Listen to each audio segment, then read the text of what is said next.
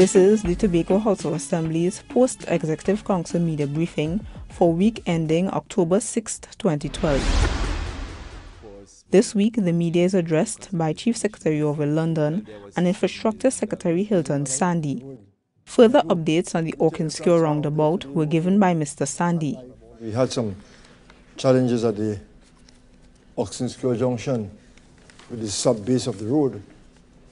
As you know, that road had showed some signs of cracking, and when an investigation took place by the technocrats, they realized that there was a problem under the sub-base on the Orkinscure road. So they had to go down about 2 feet in some instances to take out a large amount of the sub-base and had to rebuild that back up to the level before asphalt. Compounded that is that we had a challenge getting asphalt from Trinidad. Although it's a problem getting asphalt from Trinidad by all the contractors. But our contractor, Serum Brothers, who were contracted to do that aspect of the road to resurface the roundabout, they have said that they got 2 loads of asphalt and they will want to commence work on a Friday to pave the area. Hopefully they complete the paving over the weekend, and by Monday, Tuesday, we'll be able to start putting in the markings on the road, and thereafter we'll schedule the full opening of the roundabout again to the public. I want to extend to let the public, apologies to the public for the inconvenience that would have been caused over the period, and I'm sure at the end of it, it will be to the benefit of all the motorists, all the users in Tobago when we put the roundabout into full use. The Infrastructure Secretary also addressed the issue of the slippage on the Bloody Bay Main Road. The problem there was that we were putting in a retaining structure at where we had a break in the road, and they have excavated the edge of the road to put in the retaining wall. What happened, they would have cast the base, and they were now looking to come up with the main retaining structure. And because of some heavy rains in the area, the road at that, because it was not shored up, because we thought the bank would hold until they put in the retaining wall, but it didn't hold. It slid and broke away into the excavated area. The technocrats are out there today working, and by Friday in the afternoon, we're hoping to get the road up and completed. They'll work round the clock to get in the retaining structure and compact the area again so we have traffic flowing in the Bloody Bay area network. Again, I want to extend apology to the users for any inconvenience caused because of the slippage of the road in that area. Chief Secretary of London began by responding to the recent presentation of the national budget. We are citizens of Trinidad and Tobago, and as such, there are a number of national issues that should be of concern to us.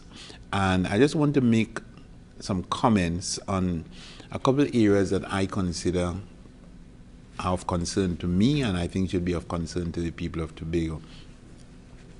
I was very concerned that the budget seemed to lack detail, especially in those areas where there was likely to be a negative impact on the population. I have known the Minister of Finance for quite some time, and I prefer to believe that it is because he was being cautious rather than because he was being devious why there was not enough detail on these particular issues. I just want to draw some examples. In the case of the land and building tax, after the minister spoke, we still are not certain what the government's position is on the timing of the reintroduction of the land and building tax. Because the minister said is, I propose to put in place a regime which will cover residential, commercial, agricultural and industrial land, and this regime will be fairer and more equitable than that which was previously proposed. Now, when that regime is going to be introduced, how much fairer is it going to be? Is it going to be fairer than the one proposed by the PP government or the one proposed by the previous PNM administration? I do not know. And I'm really hoping that the country gets some clarification on this. The question of the fuel subsidy, I think is becoming more and more confusing because the minister has indicated an interministerial team comprising inter alia the Ministry of Finance and the Economy, the Ministry of Energy and Energy Affairs, and such other ministries as will be affected, will review additional measures aimed at further addressing and reducing the current levels of subsidies. And this, based on the statement, is likely to occur within this fiscal year. So basically, we're looking at a situation where the users in Tobago and in Trinidad and Tobago are likely to face a situation where there are more increases as the minister, as he says, moves towards a balanced budget over the medium term. I was also particularly concerned in relationship to his statements on GATE. The minister mentioned that the whole GATE program is going to be reviewed. But if you listen to the four issues which he raised, you'd realize that it dealt with the government strategy, and therefore there is a belief you can glean from that there might be certain programs which, if they're not in keeping with the strategy of the government, that they're likely to be affected. He spoke about the socioeconomic priority, which of course means that you're likely to have a means test. And then he spoke about the determination of tuition fees at public and private and tertiary education's more comprehensive methods. Again, giving the impression that there's a possibility that you might have fees at certain institutions either adjusted or maybe withdrawn altogether.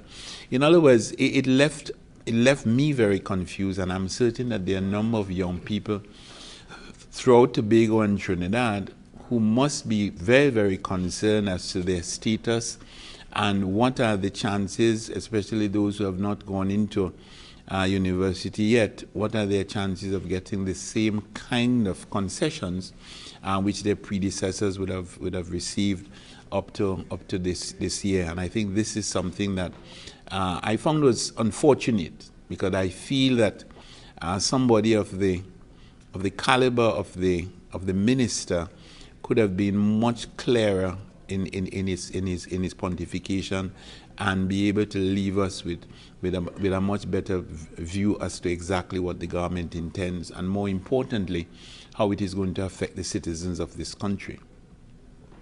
I was also very intrigued by the very brief statement which he made, stating that during the current session of this Parliament, this government will table legislation for internal self-government for Tobago for the consideration of honourable members. And I was intrigued because I still am not certain what is the government's intent on this. And I just want to remind the people of Tobago that the position of the Tobago House of Assembly, and as far as I'm aware, most of the people of Tobago, is that the bills which represent the views of the majority of Tobagonians should, in fact, be placed into the public domain for discussion. As far as I'm aware, the Attorney General is not in favor of this, and the Attorney General is still intent on having his green paper as the basis for the discussion. I therefore was very interested in a statement made by Mr. Jack, where he was warning the opposition leader about refusing to support Tobago. And Mr. Jack says, I hope that the leader of the opposition doesn't carry through on his veiled threat of not supporting any legislation, because I don't know how he's going to come back home. I would love to see how he'll campaign and tell people that he did not support something that Tobagonians have been clamoring for as long as 150 years. I want Mr. Jack to know that the people of Tobago are not going to allow themselves to be finessed like that. The people of Tobago are very aware of the ploy which this government is attempting to utilize to, as they say, mamagai the people of Tobago. They have a bill, the Attorney General has a bill, which he knows the people of Tobago do not support. And that bill he intends to take to Parliament. in the hope and with the expectation, and it's quite correct, that no self-respecting member of the opposition, and in fact no self-respecting Tobagonians, can support a bill which gives Tobago 10 nautical miles instead of 200, which does not give Tobago the right to borrow, which allows people to come to Tobago and vote in a T.H.A. election after 3 months, and all the various provisions against which the people of Tobago would have indicated their distress and their opposition, where we got over 6,000 signatures in just about a month, and there are many more people who are willing to sign, indicating that this is not the way they wish to go. And I therefore want to put the people of Tobago on notice that we have to send a very strong signal, very, very strong signal, to the government of Trinidad and Tobago, that the people of Tobago are not prepared to allow their views and their recommendations and their bills to be treated in this cavalier manner. So I just want to put Mr. Jack and put the government on notice that if they intend to disregard the views and the recommendations of the people of Tobago, they will have to treat with the people of Tobago. Although Tobago received $2.365 billion, Mr. London said the Minister of Finance did Tobago no favors as it received its contractual 4.03%. The Tobago House of Assembly's allocation this year was $2.356 million. And I want us to bear in mind that just like the previous ministers of finance, under both administrations, this present Minister of Finance did the Tobago House of Assembly no favor. He did the people of Tobago no favor. And I'm not making any distinction here, because what happened on Monday is what has happened every year for the past 10 years. Under the Tobago House of Assembly Act, there was a Dispute Resolution Commission. And the Dispute Resolution Commission would in fact have indicated that by law, the Tobago House of Assembly must receive somewhere between a minimum of 4.03% and a maximum of 6.9%. What happens invariably is that the Tobago House of Assembly will get the barest minimum of 4.03%. It has reached the point where I was able, when the Tobago figure was called, because the Tobago figure is normally called by the, before the national figure, I was able to speak to Mr. Sandy, who was sitting next to me, and tell him what the budget was going to be. Because all I did was multiply the Tobago figure by 25. And you more or less got what the national budget was going to be, because I knew you're not going to get anything over 4.03%. So let me just put that in perspective.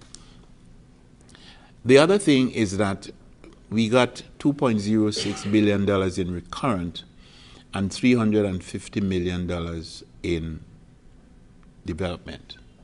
And I want the people of Tobago to put this allocation in context, because I am not going to get into any argument with the central government. The central government did what it was supposed to do by law, and I have to accept that.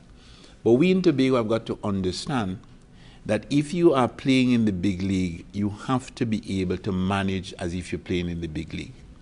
And in those circumstances, we now have a responsibility to manage the development of Tobago with the limited resources which we have available. The Tobago House of Assembly would have requested a development budget of $1.721 billion. That was what we requested.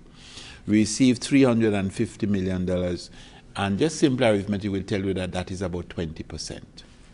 But not only that, when you looked at the details, there, and I want to say this very slowly, there is no major project in Tobago for which the Tobago House of Assembly would have received even 50%. In most cases, not even 20% of what was requested. Let me give you some examples. And you know, it's important that we understand this so that people who are talking would recognize how daunting are the kind of challenges that we face in order to institute and to maintain development in Tobago. The Scarborough Beautification Program, we received $1 million. the Enterprise Assistance Grant Program, which provides $25,000 per a maximum of $25,000. You see $1 million, that's 40 people. The jetty at Charlottesville, $2 million. The Scarborough Library, $8 million. Establishment of early childhood centers in a scenario where this government is speaking to us about the need for us to be able to have maybe compulsory or universal education from age 3. The total allocation for Tobago was $300,000. The much vaunted Scarborough RC program was $2 million. For housing at Adventure and Corlan, the total was Corlan and Belgarden and Adelphi, that is 1, 2, 3, 4 sites. The total there was $7 million. The development of the Shore Park Cultural Complex, $5 million. The Bacalet Aquatic Stadium that they're making so much fuss about because we want to do it with a boat. The allocation was $200,000 for the aquatic stadium, and there was a further, I think, $300,000 for the indoor complex. In other words, just want a couple of other examples. The Lowlands Community Center, you see the kind of construction that we have there. That's $1 million. Bethesda, $1 million. Belgarden, $1 million. Betsy Soup, $500,000. Yeah, this is it. The regional indoor complex, $100,000. That's what I want to draw to your attention. The Bacalet Aquatic Complex, $200,000. The regional indoor complex, $100,000. I'm saying this first to understand what faces the Tobago House of Assembly at a point like this. We don't sit on our hands. We now have to take this information and be able to treat with it in a manner that the major projects, all these major projects, that work will continue and reach fruition.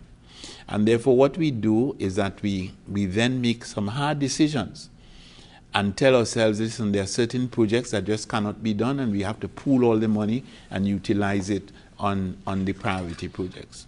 We also utilize, and this is very important. Mr. Jack is on one of the dailies speaking about us not spending all the money. Of course we cannot spend all the money, because if we spend all the money from the previous year, it means that major projects will stall in the year after. Because according to the T.H.A. Act, money that is not utilized from recurrent expenditure in one year can be utilized for capital projects in the next year.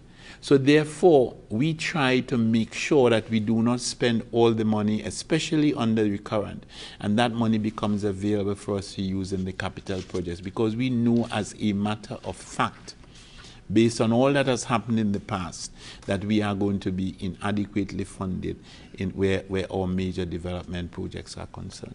So it is because of that prudent management why we have reasonable assurance that regardless of what happens, we will be able to complete the library, we'll be able to complete the cultural complex, we'll be able to build some houses, we'll be able to complete the community centers, we'll be able to continue work on the roads, etc., and do all the infrastructural work, or most of the infrastructural work which we planned, the construction of the Scarborough RC School. But I want to put Tobago on notice that there are certain projects which have now been jeopardized. Because one of the projects which has been seriously jeopardized is, of course, the construction of the Educational Administrative Building. That is a building that we had been in discussions, or we are in discussions with a group of consultants in relationship to having a bolt arrangement. And they have now become quite concerned about the kind of negative statements that are emanating from Tobago. And I think you know how finance institutions operate. And therefore, that concern is spreading throughout the financial sector. And you know, ironically, it is spreading at a time when Tobago's stature in the financial sector has in fact been improving. Dr. London will have told you that the Moody's rating agency is here, or was here, and we are the first sub-regional entity in this region that has approached Moody, and Moody has taken on the responsibility to give us a rating. I don't know what the rating is going to be, but the point about it is that recognizing the importance of us being able to operate from a position of autonomy and from a position of some kind of control over our own affairs, we felt that this was necessary. And at that same point in time, when we're beginning to show the world that we are creditworthy, what I consider reckless and irresponsible and politically charged statements are in fact undermining that.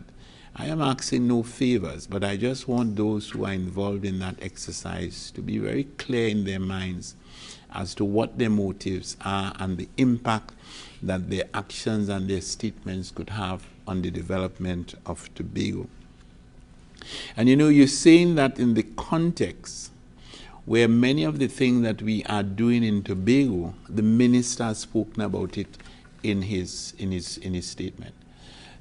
You heard the minister speak, for example, about public-private partnership. And the minister on about 3 separate occasions spoke about public-private partnership. And what was interesting is that the public-private partnership to which the minister referred, in fact, is likely to give the government less control over the assets than it does in the Tobago House of Assembly. He said the private partners would undertake a number of activities associated with public procurement to design, build, finance, operate, and maintain the capital asset to the specifications established by the government. What is not here is transfer. In other words, we said we went one step further. You build, you own, you lease to us, and then at the end of 20 years we transfer. What he is saying is that you design, you build, you finance, you operate, and maintain. There's nothing here about transfer. And as I said, those arrangements have all kinds of permutations. And we have to understand that this is something that, you know, has to be done in a situation where the private sector has you know, a lot of capital which can be utilized, and you have a situation where the government or the assembly has projects which it wants financed. And there's one aspect to which the minister did not allude, but which was alluded to subsequently, that when you do things like this, you actually get rid of a challenge which we are having with respect to construction, because all the risk moves from the assembly or the government to the developer. So that if the developer says that this project is going to cost $10 million, then it is the developer who has to bring in that project for $10 million. So all the challenges that we've had with the cultural complex and the other major projects, that is going to be alleviated, and you get a building in a manner that is predictable. So what we intend to do from the perspective of the Tobago House of Assembly is that we are going to be meeting. Each of the secretaries has now been assigned the responsibility to look at the allocation within his or her division, determine those projects which are considered priority, do the necessary environment so as to ensure that as much funding as possible could be sourced for those projects. And in cases where the funding is inadequate, that is the funding from within the division, then efforts will be made to fund them from the resources that are available to the Assembly based on its savings from the previous year. I also intend to ask for a meeting with the Minister of Finance, and there are a number of issues that I would like to discuss with him immediately after the debate is completed. One of them, of course, is the contentious issue of approval for the Tobago House of Assembly to borrow for capital projects. A second one, which is something that we have been attempting to get consultation, get the cooperation and the approval of a number of ministers in the past, is that the funding to be made available for settlement, for housing, at the national level, that the Tobago House of Assembly should have a percentage of that funding. As you're aware, most of the funding for housing in Trinidad and Tobago, or in Trinidad I should say, comes from off-budget funding, bonds, loans, etc. And it's very ironical that over all these years, not 1 cent of that money has come to Tobago for the building of and construction of any house. We have built every single house in Tobago with cash and with the parliamentary allocation. It means, therefore, that we are seriously constrained. Total funding available to the total ministry, the division this year, I think is $38 million. That's for the running of the entire division. And I told you what the funding is available at Adventure and so on and so forth, so that we would be seriously constrained if we're not able to raise funding by some other way. And then, of course, at the end of the day, you get the criticism and comparisons are made between what we can provide for housing in Tobago as against what we can provide for housing in other parts of the country. So we're going to discuss that, and then we're also going to be discussing with the minister how Tobago could be involved in his the design finance project construct program. I think you know that the minister has put into the budget incentives for firms that are willing to construct houses under the cost of $1.5 million, and there are all kinds of different incentives, and we're hoping that Tobago will be involved in that particular exercise. So that basically we are going to be looking at that, but we are going to still be holding to our priorities, which of course would be the development of our human resources, and I must express my distress that, you know, we have a very aggressive human resource development program. And I think I have the figure here. The figure for human resource development, I think we asked for $10 million, we got $1 million. And that is the kind of thing we have to deal with. So we have to find ways and means to get the necessary funding into that particular line item, because that is one thing on which we're not going to compromise. We're also going to be still focusing on the revitalization of the tourism sector. And I'm very heartened that the minister did draw reference to the loan guarantee fund for the tourism-related sector, including hotels with a room stock of under 50 rooms. There still is a little concern as to what the figures were, whether it should have been $100 or $200 million. But I think that the fact is that he has signaled that funding would in fact be provided. I think what he provided is $100 million and then $50 million in subsequent years. And I heard talk of an establishment of 1,000 rooms through branded hotels. How that is going to be operationalized, I don't know, but I think it is something that we're going to investigate. And if I can say one thing positive about what the minister would have said, is that on every occasion that he mentioned Tobago, he did speak about collaboration with the Tobago House of Assembly.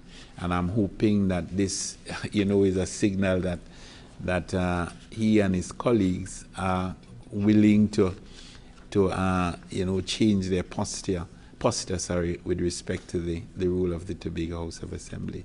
We're going to, of course, be continuing to focus on the traditional sector, the agriculture and fishing, the development there, and of course the development of a strong business sector. Funding is going to be found for the Covico Industrial Park. We're going to have to find the additional funding for the Enterprise Assistance Grant, the Enterprise Assistance Fund. And of course, we're going to be looking at ways and means to ensure that all our infrastructural projects are funded, and of course they are completed.